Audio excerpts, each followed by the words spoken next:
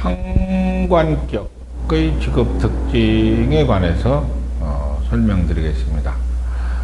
육신에서의 상관은 상처당한다는 의미의 상처를 준다는 의미의 상으로 상관입니다.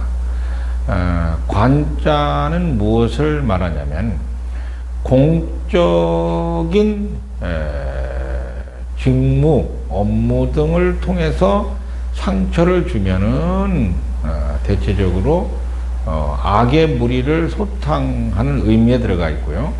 사적인 의미에서 남에게 상처를 준다는 것은 범죄자와 같은 의미가 들어가 있습니다.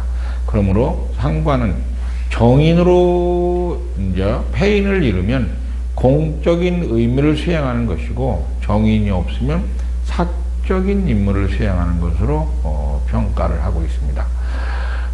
대체적으로 이러한 상관이 하나의 사주의 상관격으로 형성이 되면 자기의 개인기를 이제 특별히 재능화시켜서, 그렇게 상관격은 이렇게 말하면 됩니다.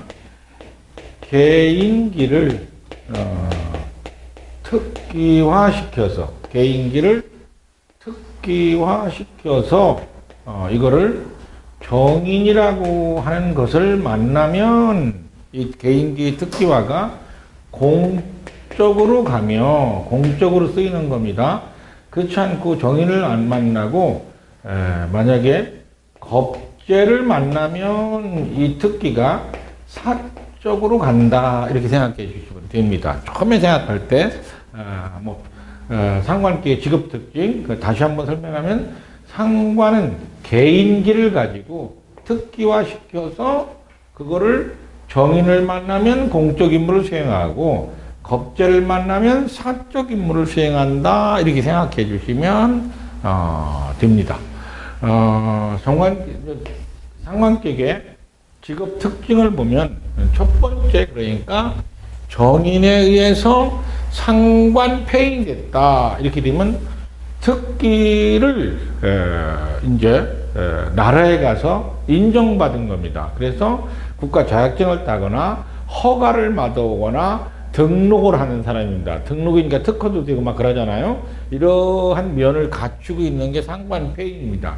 만약에 비겁이 있는 경우는 개업이 가능한 특기를 가지고 있어서 나라에 등록한 거고, 비겁이 없는 경우는 개업을 하기보다 공공기관에 근무하기 위한 특기라고 생각해 주시면 됩니다. 두 번째, 상관폐인을 하게 되면은 관인상생을 첫 번째 맞이하는 게 바로 상관격입니다.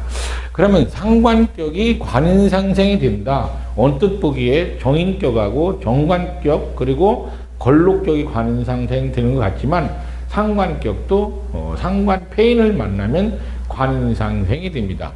이거는 신약인 경우와 신왕인 경우로 나누는데, 그러니까 근이 있는 경우와 근이 없는 경우로 나눕니다.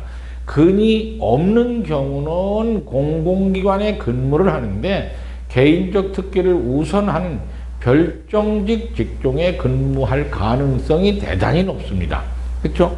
그렇지만은 신왕인이라는 것은 근이 있는 경우의 상관격의 관인상생은 무엇을 말하냐면, 직장 내에서도 계약직, 연봉제식 등의 프리랜서 직장인과 같습니다. 그러니까 인센티브, 자기의 공에 따라서 인센티브를 더 받는, 그러니까 말하자면 그 월급이라는 호봉제 발전이 아니라 노력에 따라서 성과에 따라 더 임금을 더 받는 형으로 직장을 다닌다, 이런 뜻이 바로 폐인 그리고 관인상생을 두 번째 판단해야 됩니다. 그리고 세 번째는 상관생제입니다. 상관폐인이 안 되면 상관생제로 넘어가게 되어 있습니다. 그것이 죄성이 있든 없든 상관없습니다. 여기서는 지금 정제가 있는 경우에 상관생제를 의미하는 것을 말합니다. 그러면 여러분들이 상관폐인이 아니면 상관생제로 넘어갑니다. 이렇게 말했는데 비겁에 의해서 넘어가는 경우와 정제에 의해서 넘어가는 경우가 있습니다.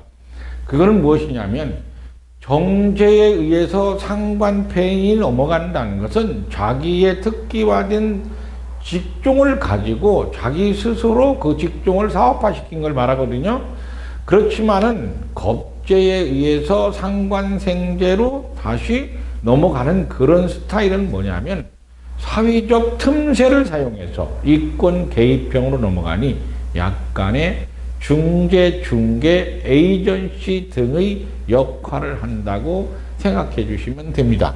3번에 보시면 그런 내용이 나와 있습니다. 상관생제는 다시 두 개로 나눈다.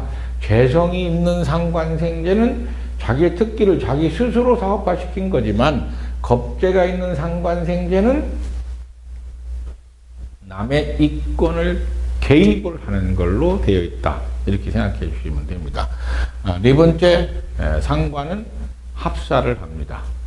편관과 합사를 하죠. 이런 거는 흔히 말하면 로비, 영업 등을 하는 걸 말하는데 흔히 뭐 에이전시형이라고 하죠.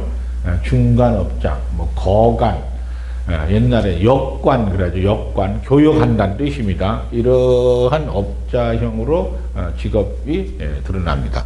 그리고 요즘 가장 주목받는 형입니다.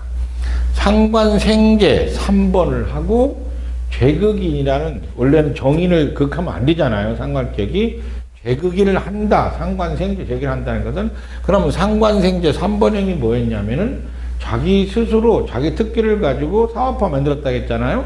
그러고 나서 재극인까지 이어지면 제가 이제 혁신형이라고 떠나는데, 이건 뭐냐면 종래의 고정관념을 탈피해서 새로운 유통구조를 창설해가지고 혁신을 이루다. 이런 뜻입니다. 저도 그 혁신상 한번 타봤는데, 왜 줬나 아직은 모르지만, 혁신상을 타고 창조적이며 개혁적인 그러한 면을 내포하는 것이 가장 인기 중에 하나라고 볼 수 있습니다. 상관폐인은 국가 자격증형입니다.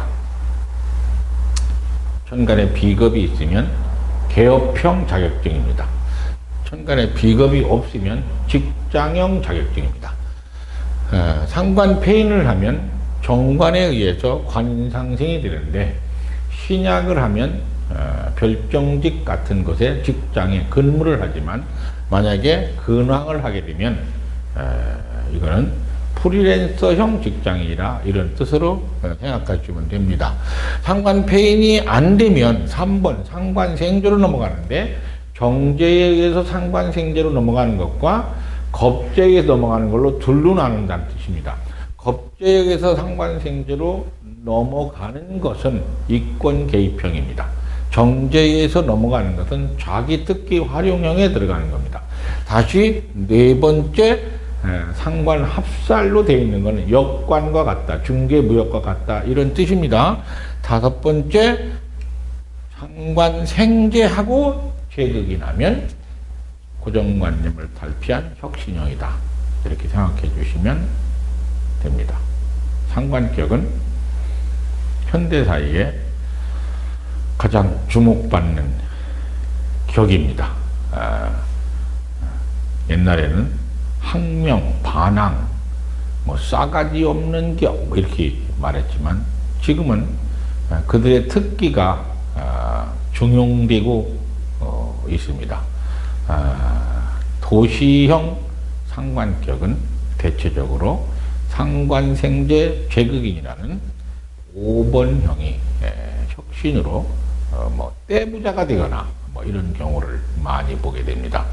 그렇지만 아직도 도시형 밖에 있는 형은 고전형을 좋아합니다. 상관격이 국가 자격증형에 들어갑니다. 그래서 요즘은 선호가 1번이란 상관폐인형과 재극인형으로 둘로 나누는데, 뭐니 해도 현대사회는 상관생제 재극인이 가장 상관격 중에 두드러지게 성공률이 높다.